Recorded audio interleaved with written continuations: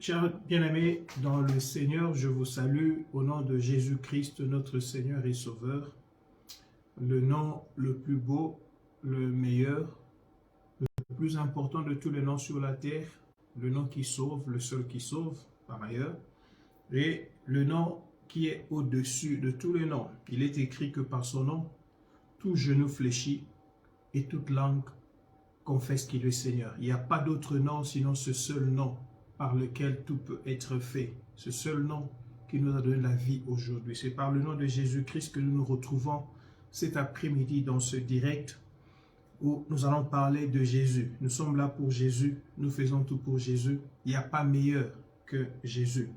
Voilà pourquoi je vous invite, vous qui vous connectez à nous déjà, de pouvoir dire bonjour, de pouvoir nous faire signe que vous êtes là, par un cœur, par un j'aime, par un bonjour. Je salue tous ceux qui vont se connecter à nous cet après-midi ici en Afrique du Sud, le matin ou le soir, cela dépendra de là où vous êtes. Nous ici c'est le pasteur Jean-Claude Ndagano, pasteur titulaire de Rhema Jesus is Ministries, qui est l'extension de Rhema Bible Church à Potchefstroom dans le Northwest Province. Donc je suis ici, nous sommes basés dans le Northwest Province et nous travaillons sous le leadership du pasteur Ray Makoli, qui est le président des Rhema Family Churches, les églises de la famille Rhema. Et donc, bien-aimés dans le Seigneur, comme je disais, nous sommes là cet après-midi, une fois de plus, pour sur notre page temps de responsabilisation, et particulièrement à l'école de la foi. Et je vais donc vous demander, je vais vous prier, si possible, de pouvoir partager la vidéo, de pouvoir la partager à ceux qui peuvent vous suivre maintenant, de pouvoir identifier une personne pour qu'elle puisse nous suivre, les personnes que vous régulièrement que vous savez qui nous suivent, identifiez-les pour leur dire la page, le programme a commencé, le pasteur Jean-Claude est en ligne, voilà, entrons en ligne si nous le pouvons. Donc voilà, bien aimé, moi je suis en train de partager dans quelques groupes ici. Vous pouvez faire de même aussi comme moi pendant ce temps, et nous allons juste dans 2-3 minutes passer quelques temps où on partage, et puis nous allons entrer dans le vif du sujet, c'est-à-dire la parole d'aujourd'hui, voilà, partageons. La Bible dit que nous avons reçu gratuitement, donnons aussi gratuitement. Un enseignement qui te bénit, qui te fait du bien. Il serait mieux que tu puisses aussi le partager à quelqu'un d'autre à qui ça pourrait aussi faire du bien. On ne sait jamais, et c'est important de le faire, bien aimé dans le Seigneur. C'est important de le faire. Nous sommes sauvés afin de pouvoir nous rassurer que d'autres aussi soient sauvés par nous, au travers de nous. Et alors voilà pourquoi c'est important que nous nous retrouvions dans la présence de notre Seigneur, notre Dieu, celui qui nous fait du bien, celui qui nous connaît par nos noms. Et le samedi passé, nous avons commencé à parler de l'esprit de foi. Nous avons parlé des caractéristiques de l'esprit de foi. Et ce matin ou cet après-midi, nous allons continuer avec le même message, avec le même enseignement, avec les personnes qui sont présentes, connectées avec nous. Nous allons prier pour commencer. Dieu de gloire, Dieu Tout-Puissant, merci pour ces instants, merci pour ce jour, merci pour ce moment, merci pour ta parole. Voilà, au nom de Jésus-Christ. Amen. La parole de Dieu, c'est elle qui nous fait du bien. Nous rendons grâce à Dieu pour vous qui êtes présents en train de nous suivre. Merci de partager, merci d'inviter les autres à nous suivre. Gloire au Seigneur, c'est un jour très ensoleillé de samedi. après-midi ici à Potchefstroom en Afrique du Sud. Il fait très très chaud. Certainement, nous sommes dans les plus de 35 degrés. Il fait très chaud, il fait très chaud. Gloire à Dieu, que nous soyons là pour partager la parole de Dieu. Nous bénissons le Seigneur, lui qui sait régler les températures, et il le fait dès qu'il le veut, comme il le veut, selon son propre vouloir. Et nous savons que c'est toujours pour notre bien. Pendant ce temps que nous pouvons nous plaindre pour dire qu'il fait chaud, il y en a qui ont très froid, qui voudraient avoir de la chaleur. Voilà pourquoi nous ne nous plaignons pas, nous rendons grâce à Dieu pour ce qui nous donne comme température. Il sait que cela est bon pour nous. Gloire à Jésus. Le samedi passé, comme j'ai dit, j'ai commencé à parler de l'esprit de foi. Comme je vous ai dit que c'est l'opposé de l'esprit de la peur, de l'esprit de peur. L'esprit de foi, c'est l'esprit qui nous pousse à parler comme Dieu parle. C'est l'esprit qui nous pousse à dire des choses que Dieu dirait dans la circonstance, dans la situation où nous nous trouvons, si Dieu était là. L'esprit de foi, ça nous permet de pouvoir affirmer notre foi afin de donner à Dieu la place pour intervenir dans notre situation. L'esprit de foi, c'est ce que nous avons vu, qui a poussé David à pouvoir venir parler devant Goliath, alors que, humainement parlant, lorsqu'on le regarde, un jeune homme de 17 ans devant un monsieur de la quarantaine révolue, un jeune homme petit de taille devant un géant. Donc il n'y avait pas match, comme on le dirait en français, pas match entre David et Goliath. Mais à cause de l'esprit de foi, David a pu parler. Et David, en parlant, il a invité Dieu à intervenir dans cette bataille. Et David, en parlant, après avoir invité Dieu à intervenir dans la bataille, Dieu a intervenu et la bataille a été vaincue par David. Donc on dit que, vous vous rappelez quand David est venu parler, il a dit au roi, il a parlé à ses frères, il est allé parler aux autres membres de l'armée, il est parti parler au roi. Le roi lui a au départ découragé pour dire, toi tu ne peux pas te battre avec ce monsieur, c'est un combattant, toi tu es encore jeune. Tu n'es qu'un petit, lui il se bat depuis des années. David a rappelé au roi ce que Dieu a fait avec lui. Il dit au roi, quand je paissais les troupeaux de ma famille, il est arrivé à 2 reprises qu'une fois le lion est venu, il a attrapé une de mes brebis et il est parti. J'ai poursuivi le lion. Le lion d'abord il est rapide. David dit, j'ai poursuivi le lion. Je l'ai arrêté, j'ai arraché la brebis d'entre sa gueule et je l'ai détruit. Et cela est arrivé une deuxième fois, c'était avec l'ours. La même chose, l'ours n'est pas rapide, mais l'ours est géant, l'ours est costaud. Je vois la taille de David. Il faut avoir, par seulement l'esprit de foi, il faut avoir le courage humain pour pouvoir attaquer et confronter un ours.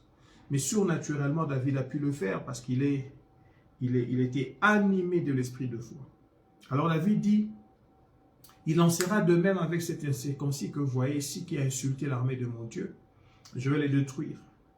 Le roi le regarde, il dit, bon, c'est bon, prends quand même mon arme, prends mes vêtements, porte-les. David porte les vêtements du roi. La Bible dit que c'était inconvenable pour David de marcher, c'était lourd, c'était trop pour lui. Il a arraché, il a enlevé ses habits.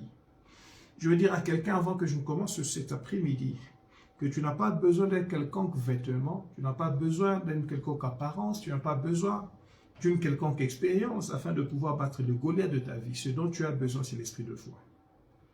Je répète, ce dont tu as besoin, c'est l'esprit de foi. Salutations à toutes les... je vois maman Nadia, je vois maman Mita qui se sont jointes à nous. L'une de Four West Johannesburg, l'une autre de Pretoria, que Dieu vous bénisse. J'étais en train de dire, tu n'as pas besoin d'une quelconque apparence, tu n'as pas besoin d'un quelconque revêtement, tu n'as pas besoin d'une quelconque expérience pour battre David. Ce dont tu as besoin, c'est l'esprit de foi. L'esprit de foi. L'esprit de foi met le croyant, comme j'ai dit samedi passé, en fréquence d'auto-foi. Auto-foi, fréquence d'auto-foi, c'est-à-dire où la personne se communique soi-même la foi avec capacité de répondre aux défis de la vie. je suis arrivé à un niveau où dans ma vie, j'ai besoin de beaucoup de foi pour vaincre beaucoup de challenges de la vie. Et je parle à moi-même, je dis Jean-Claude, tu le feras, Jean-Claude, tu pourras, Jean-Claude, ça ira, Jean-Claude, t'en fais pas, vas-y, marche encore. Je me fais fonctionner sous une fréquence d'auto-foi. Je me fais fonctionner sous une fréquence où je n'ai pas besoin que plusieurs personnes me fortifient pour que je sache que je vais tenir. Mais j'ai d'abord besoin de moi-même pour me fortifier. Système à bougie. Système à bougie. Je me tiendrai debout par ma propre force. Je tiendrai debout par mes propres larmes. Il suffit seulement de m'allumer. Laisse-moi, je veux tenir. Ma fondation sera encore plus forte que le temps passera. Je veux me fortifier. La Bible dit David se fortifiait dans l'Éternel. Il y a des moments où tu n'as pas besoin, tu cherches le support des gens, le secours des gens, l'approbation des gens, l'accompagnement des gens et que tu n'en trouves pas. Lève-toi toi-même, dis-toi Seigneur, dis-toi ça ira, ça ira, ça ira. Parle à toi-même, dis-toi Jean-Claude, ça ira. Jean-Claude, ça marchera. Jean-Claude, ça marchera. Oui, ça marchera. Oui, je vois mon épouse qui met une bougie. Il y a un système à bougie, ça marchera. Je tiendrai debout, je ne tomberai pas. Je tiendrai debout, ça ira, ça ira, ça ira. J'allumerai encore. Je flamberai encore. Je donnerai de ma lumière encore. On a vu que l'esprit de foi met le chrétien en position de faire des choses que naturellement il ne peut pas faire ou il ne peut pas faire. L'esprit de foi vient au fait rallumer la vie surnaturelle en toi. L'esprit de foi vient au fait exposer le surnaturel qui est en toi. Ne te laisse pas à pousser trop dans le naturel, tu n'es pas naturel simplement. Tu as été naturel, mais tu es né pour être... Tu es né naturel, mais né de nouveau surnaturel. Je répète, tu es né naturel, mais né de nouveau surnaturel. Tu es né naturel, mais né de nouveau surnaturel. Quand tu es né pour la deuxième fois, tu n'es pas né pour être naturel, tu es né pour être surnaturel. Et l'esprit de foi rallume ou ravive ou manifeste ta surnaturalité. Parce que Dieu a dit dans Matthieu chapitre 10, lorsqu'il a dit qu'on t'amènera devant la cour, on te jugera. Il dit, lorsque tu avanceras, ne cherche même pas à savoir ce que tu vas dire, parce que c'est Dieu lui-même, c'est l'Esprit de Dieu qui va parler en toi. L'Esprit de foi, c'est l'Esprit de Dieu parlant en toi. Je disais, c'est l'Esprit de foi, l'Esprit de Dieu parlant en toi. Lorsque l'on a l'Esprit de foi, on s'expose dans la fréquence divine pour laisser Dieu parler. Parce qu'on est connecté à la fréquence divine et la parole de Dieu sort de ma bouche. C'est cette parole qui a déjà rempli mon cœur.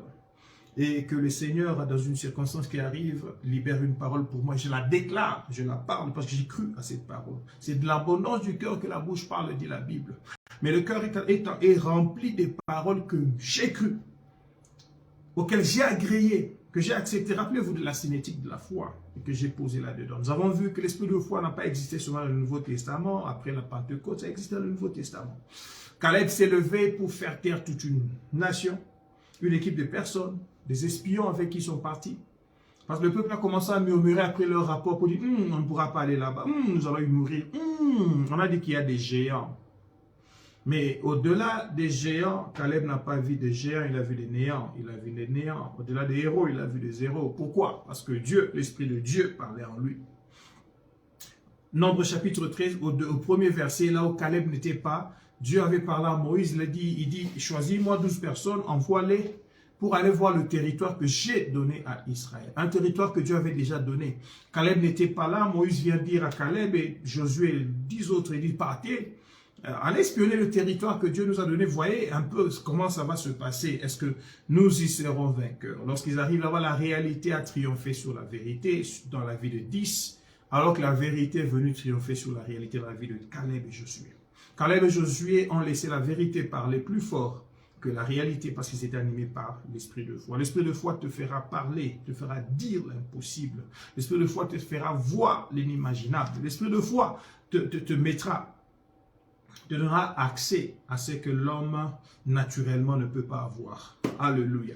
Aujourd'hui donc, bien-aimés dans le Seigneur, permettez-moi de vous donner 2 ou 3 ou 4 autres caractéristiques de l'esprit de foi. Selon que le temps le permettra, je vais donner quelques autres caractéristiques de l'esprit de foi. Deuxièmement, l'esprit de foi habilite les croyants à croire toutes choses. qui est dite dans la parole de Dieu. Et cela sans discussion ni doute aucun. Je répète, deuxième caractéristique de l'esprit de foi, il habilite les croyants à croire toute chose qui est dite dans la parole de Dieu. Et cela sans discussion ni doute aucun. Sans discussion aucune ni doute aucun. L'esprit de foi amène le chrétien à croire toute chose qui est dite dans la parole de Dieu. Lisons Actes chapitre 24, versets 14 à 15. L'esprit de foi habilite le croyant à croire toute chose qui est dite dans la parole de Dieu. Sans discussion aucune, ni doute aucun. Actes chapitre 24, versets 14 à 15. Juste un rappel, le contexte ici, c'est Paul qui se retrouve devant le gouverneur Félix lorsqu'il est accusé et qu'on veut le mettre en prison. Il va passer devant la cour, devant plusieurs tribunaux. Il se retrouve devant le gouverneur Félix. À partir du verset 10, lorsque le gouverneur Félix lui a fait signe que Paul pouvait parler, Paul a commencé à parler. Il a commencé à parler. À partir du verset 14, écoutez ce que Paul dit. Il dit, je t'avoue bien que je sers le Dieu de mes pères, le Dieu de mes pères selon la voie que eux appellent une secte. Virgule, il dit, croyant tout ce qui est écrit dans la loi et dans les prophètes. Il dit, croyant tout ce qui est écrit dans la loi et les prophètes. C'est-à-dire la parole de Dieu. Lorsqu'il parle de la loi et les prophètes, il parlait, parce que là, il n'y avait pas encore du Nouveau Testament, il y avait encore le Pentateuque et les écrits des prophètes. C'est ça qui était la Bible, c'est ça la parole de Dieu. Il dit, je t'avoue bien que moi je sers le Dieu de mes pères, selon la voie qu'ils appellent une secte. Le christianisme était appelé secte. La voie, c'était le chemin que les disciples étaient en train de montrer aux gens. Le chemin, la voie, V-O-I-E. Et les autres appelaient cela une secte, comparant cela au judaïsme, parce que c'était en dehors de la croyance judaïque. Et il dit, je t'avoue bien que je sers le Dieu de mes pères selon la voie qu'ils appellent une secte, virgule, croyant tout ce qui est écrit dans la parole de Dieu, tout ce qui est écrit dans la loi et dans les prophètes. Je dis, l'esprit de foi, c'est l'esprit qui habilite les croyants à croire toute chose qui est dite dans la parole de Dieu. Paul ici dit, je ne doute de rien, je ne discute d'aucune parole qui est écrite dans la parole de Dieu. Je ne doute d'aucun iota, aucune phrase, aucun mot qui est écrit dans cette parole. Et il continue, dit, ayant en Dieu cette espérance comme ils l'ont eux-mêmes, qu'il y aura une résurrection des justes et des injustes.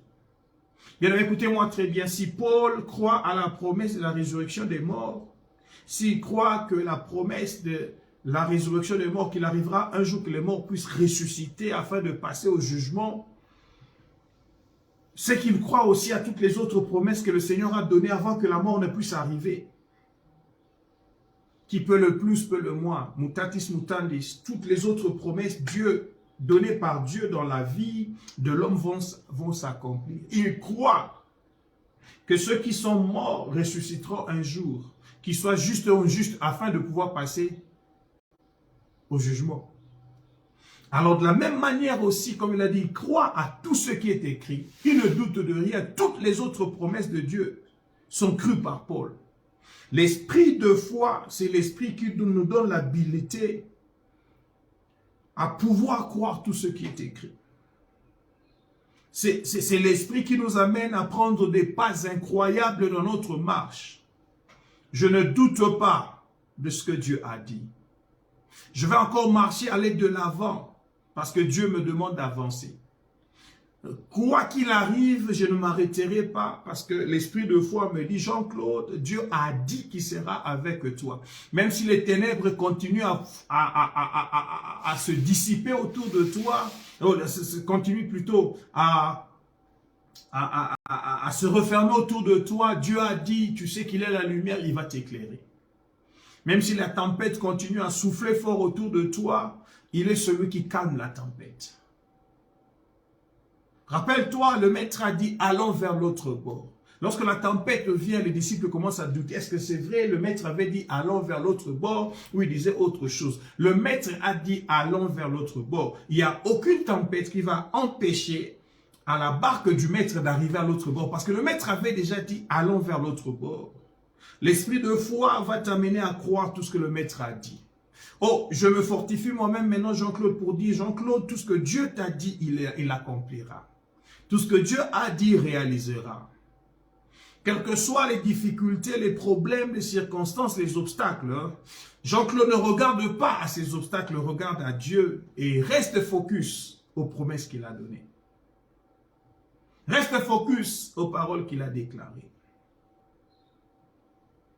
Alléluia. Est-ce que je suis en train de parler à quelqu'un? Je voudrais que quelqu'un m'entende.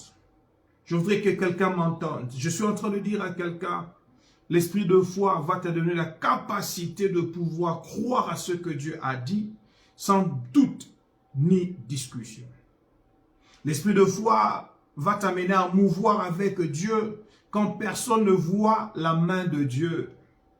Lorsque la main de Dieu est invisible et que sa voix n'est pas audible à tous, toi tu as entendu ce que Dieu t'a dit, tu vas commencer à avancer.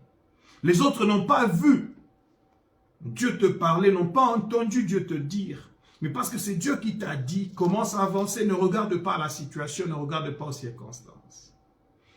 C'est pourquoi lorsque vous lisez Hébreux chapitre 11 et vous voyez tous les héros de la foi, plusieurs d'entre eux, sinon les tous, ils ont agi sur ordre de Dieu sans pour jamais douter de ce qu'ils ont écouté Dieu leur dire. Jamais douter ce que Dieu leur a dit. Jamais, jamais, jamais douter ce que Dieu leur a dit. Hébreux chapitre 11, verset 7, parlant de Noé, il est écrit que c'est par la foi que Noé, divinement averti des choses qu'on ne voyait pas encore, et saisi d'une crainte respectueuse, il construisit une arche pour sauver sa famille. Et c'est par elle qu'il condamna le monde et devint héritier de la justice qui s'obtient par la foi.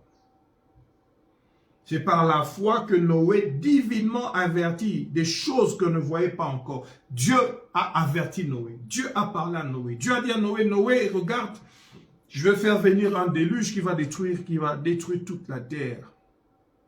Il a parlé à Noé. Noé est venu pour dire au peuple, nous devons construire une arche, nous devons nous préparer parce que Dieu va envoyer un déluge. Les gens ont commencé à se moquer de Noé parce que les gens n'ont pas entendu Dieu parler à Noé. Les gens disent à Noé, Noé, mais n'est-ce pas toi? Je crois que nous pensons que c'est encore le vin que tu as pris qui t'a un peu bougé la tête. C'est un peu le vin que tu as pris qui t'a encore bougé la tête.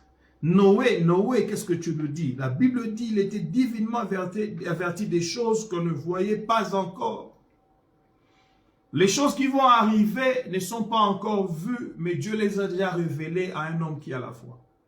Et l'esprit de foi nous permet de pouvoir voir ou entrer à l'accès des choses invisibles que Dieu a dites et qui vont arriver. Et de voir sa main visible derrière en train d'opérer quand les autres ne voient pas encore. Et par la foi, mon Noé a commencé à construire l'arche, une arche. Et bien aimé le Seigneur, sachez-le, l'arche n'a pas été construite en un jour, n'a pas été construite en 2 jours. L'arche a pris beaucoup de jours. L'arche a pris toute une année de construction. Et pendant ce temps, les gens disaient, mais où est la pluie? La pluie ne vient toujours pas. Où est la pluie? La pluie ne vient toujours pas. Où est la pluie? La pluie ne vient toujours pas. Et certainement, il y en a qui se moquaient de Noé. Mais Noé savait que Dieu lui a parlé. Noé ne doutait pas des promesses de Dieu. Oh, je vais réveiller quelqu'un qui dort pour lui dire, ma soeur, mon frère, ne doute jamais des promesses de Dieu. Même quand tout le monde commence à douter et on commence à se moquer de toi, rappelle-toi, c'est Dieu qui t'a parlé. À moins que ce ne soit pas Dieu qui ait parlé. Mais si c'est Dieu qui ait parlé, je m'accrocherai à sa parole et j'attendrai la réalisation de cette parole. L'esprit de foi habilite les croyants à croire toute chose qui est dite dans la parole de Dieu. Sans discussion aucune, ni doute aucun. Alléluia. Alléluia. Cet esprit nous permet à mouvoir avec Dieu quand personne ne voit la main de Dieu. Vous savez, lorsque vous allez dans le verset 29e, toujours Hébreux chapitre 11, Hébreux chapitre 11, la Bible dit, c'est par la foi qu'ils traversèrent, on parle des enfants d'Israël, qu'ils traversèrent la mer Rouge comme un lieu sec. J'ai souligné cela dans ma Bible, comme un lieu sec. Ils ont traversé la mer Rouge comme un lieu sec. C'est-à-dire, la mer Rouge n'a jamais été un lieu sec. Mais la mer Rouge a été traversée par les enfants d'Israël comme un lieu sec.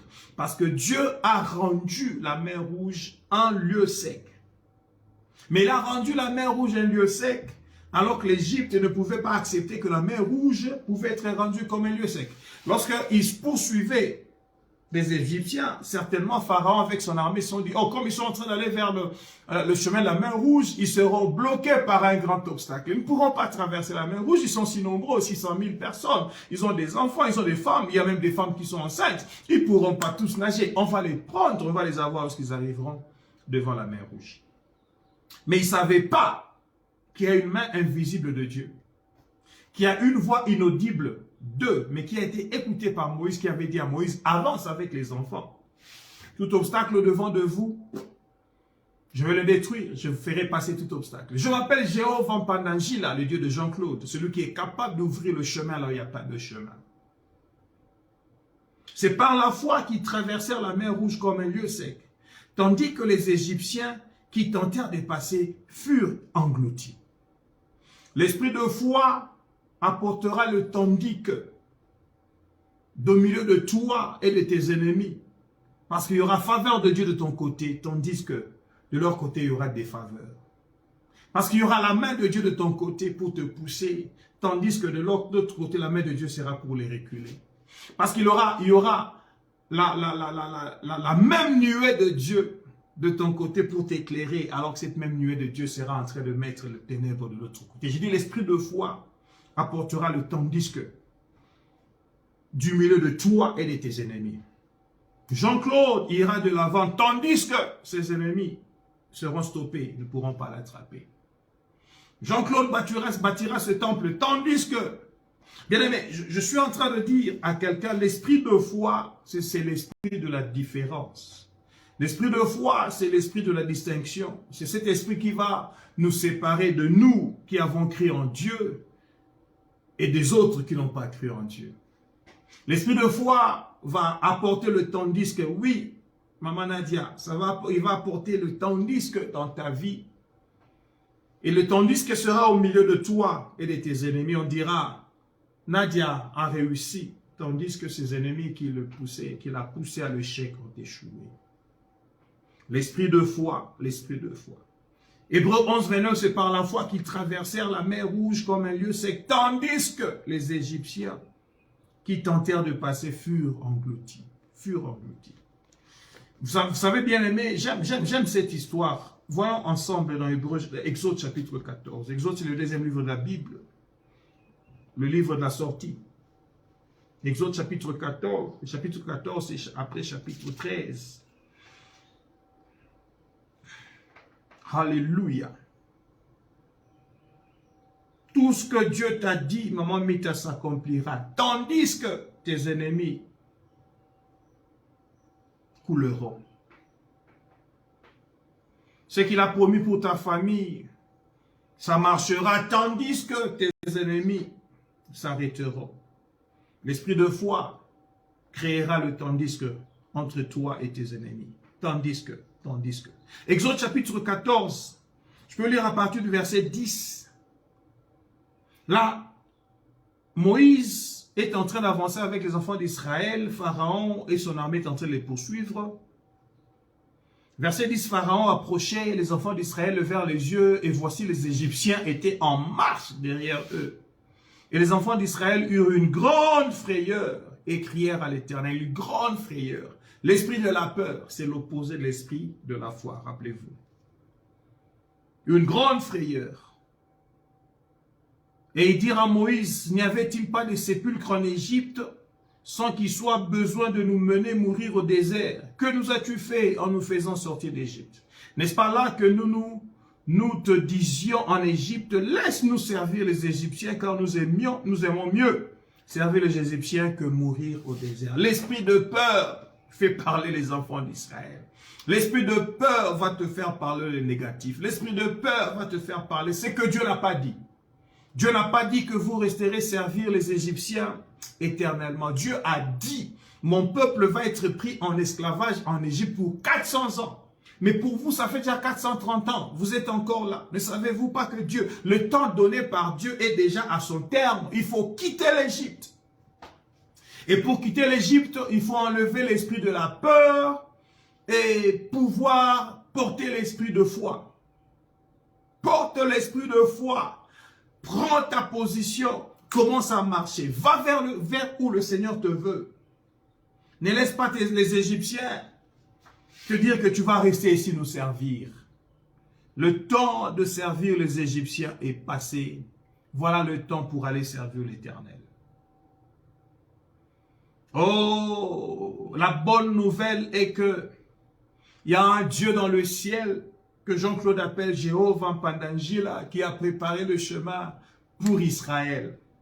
Verset 13, Moïse répondit au peuple, ne craignez rien, restez en place et regardez la délivrance que l'Éternel va vous accorder en ce jour, car les Égyptiens que vous voyez aujourd'hui, vous ne les verrez plus jamais. Les Égyptiens que vous voyez aujourd'hui, vous ne les verrez plus jamais. L'esprit de peur t'emmène à regarder à tes ennemis et à voir la réalité de leur force. L'esprit de foi t'amène à regarder à Dieu et à considérer la vérité de ce qu'est Dieu. C'est ça la différence. L'esprit de peur attire, l'esprit de peur attire tes yeux à voir ce qui est réel. Alors que l'esprit de foi attire ton cœur à voir ce qui est vrai. Réalise ce que Dieu a fait. La réalité n'est pas la vérité. En réalité, ce que tu vois n'est pas ce qui te détruira. Mais la vérité est que de la réalité que tu vois, Dieu a déjà agi. Il est mort sur la croix, il a dit Tetelestai. Ainsi, il est fini, c'est fait, c'est accompli, tout est accompli. La réalité est que la maladie est encore là. La réalité est que la pauvreté est encore là, le manquement est encore là. La réalité est que tu vois ça encore, mais la vérité est que les Égyptiens que tu vois maintenant, tu ne le verras plus jamais. Parce que le temps, Kairos de Dieu pour en finir avec tes ennemis est arrivé. Moïse dit, cessez de craindre, restez seulement en place et regardez la délivrance de l'Éternel. C'est-à-dire, vous n'avez pas besoin de vous battre. Maintenant, c'est question de croire.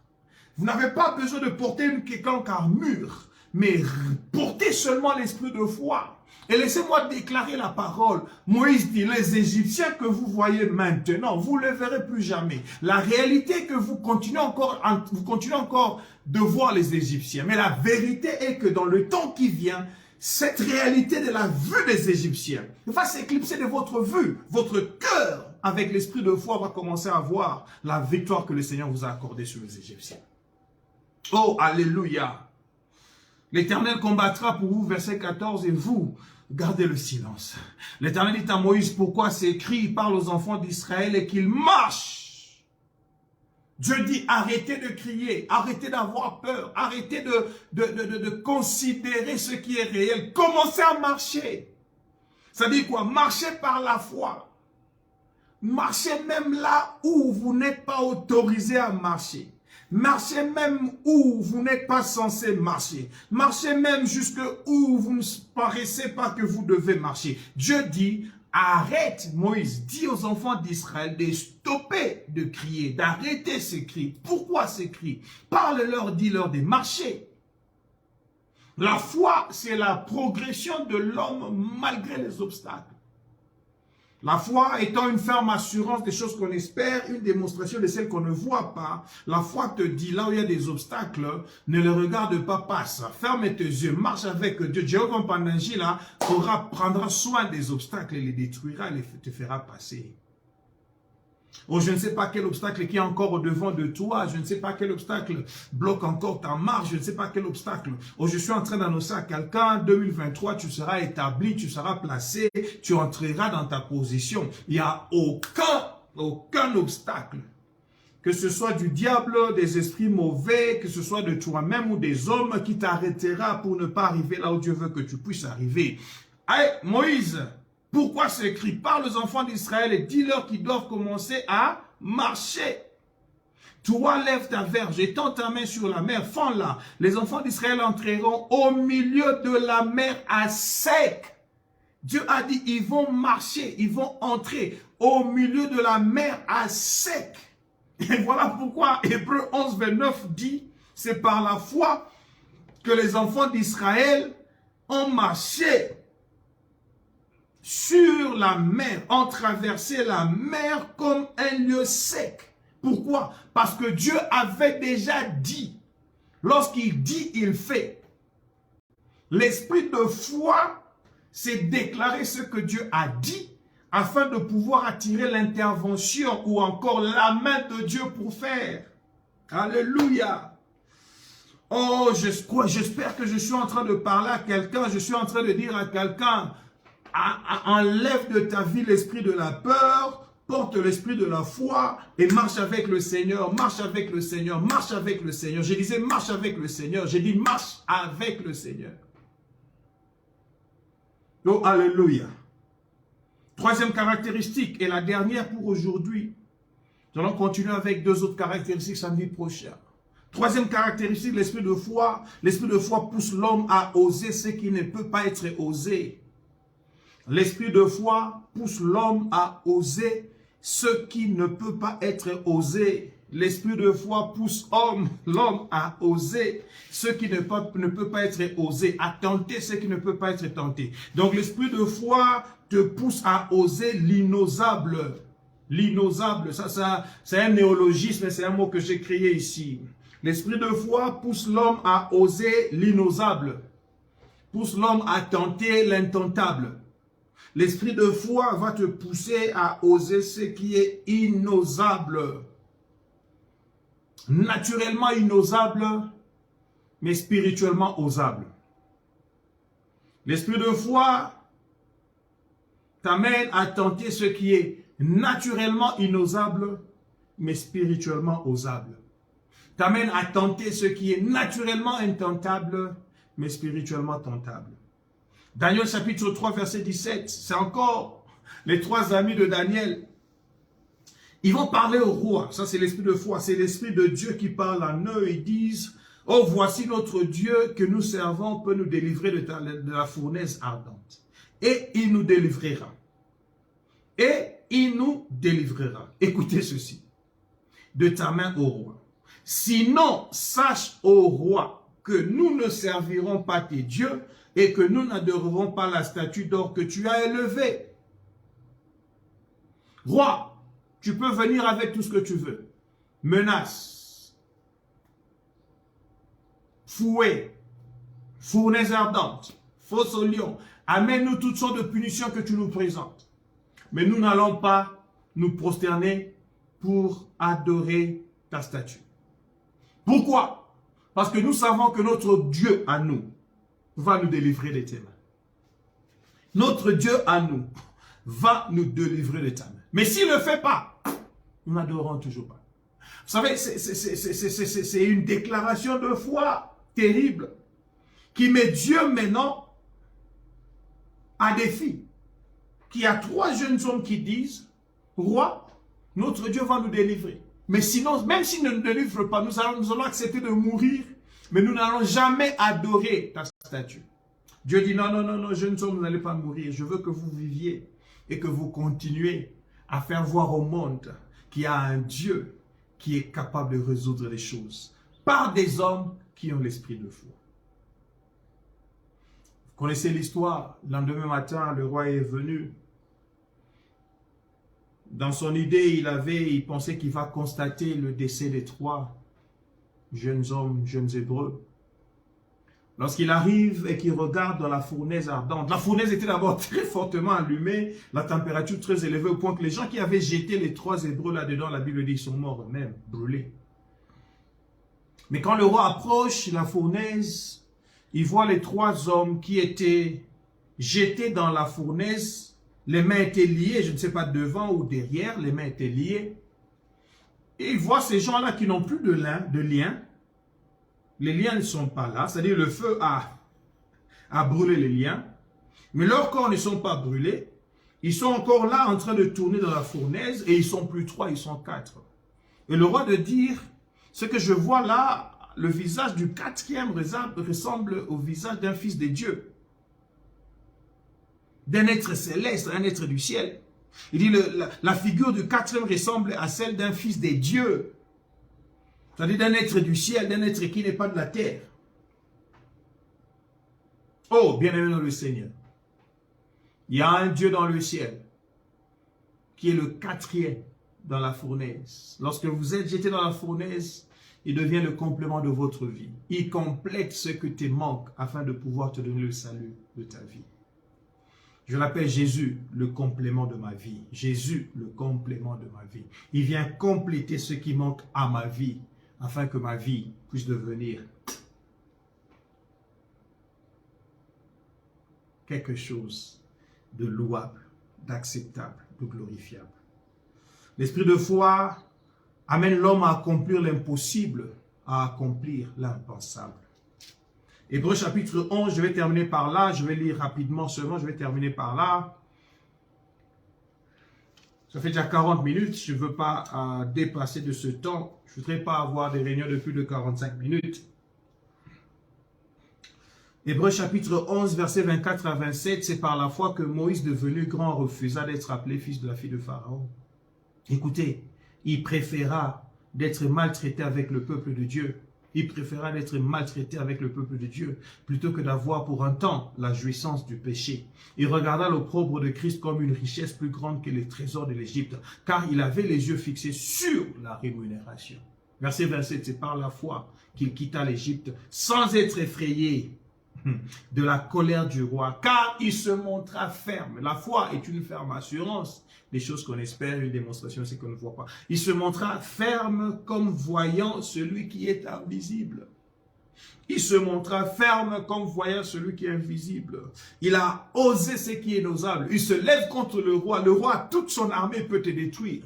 Mais lui, il a préféré, il dit, je préfère de souffrir. Mais même ça, je vais rester ferme parce que je suis en train de voir celui qui est invisible, qui est capable de pouvoir me tirer de toutes sortes de batailles. L'esprit de foi pousse l'homme à oser ce qui est osable, à tenter ce qui est intentable.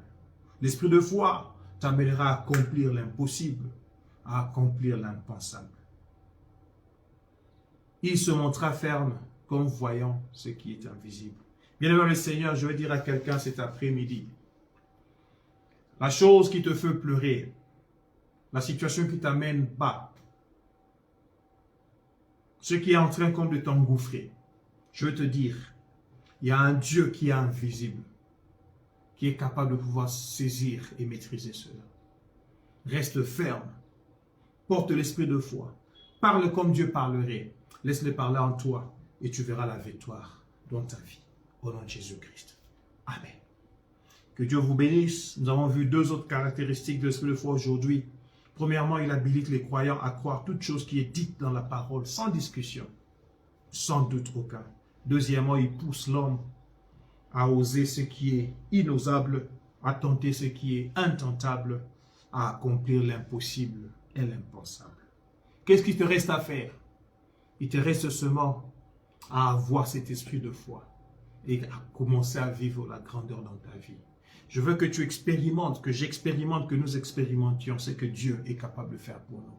Il nous a donné cet esprit de foi afin que nous puissions accomplir l'impossible et l'impensable. Je prie au nom de Jésus-Christ. Père très saint, Dieu de gloire, je prie pour toute personne qui m'a suivi cet après-midi, qui me suivra après. Je prie au nom de Jésus-Christ qu'il soit animé de l'esprit de foi, que l'esprit de peur soit dissipé, que Père très saint, Dieu de gloire, cet esprit puisse venir apporter le tandis qui va apporter la différence entre lui et ses ennemis. Que cet esprit de foi puisse venir créer, l'amener à oser l'inosable et avoir le résultat qui est impossible et impensable. Au nom de Jésus-Christ. Amen. Que Dieu vous bénisse à samedi prochain pour les autres caractéristiques de l'esprit de foi. Bye bye.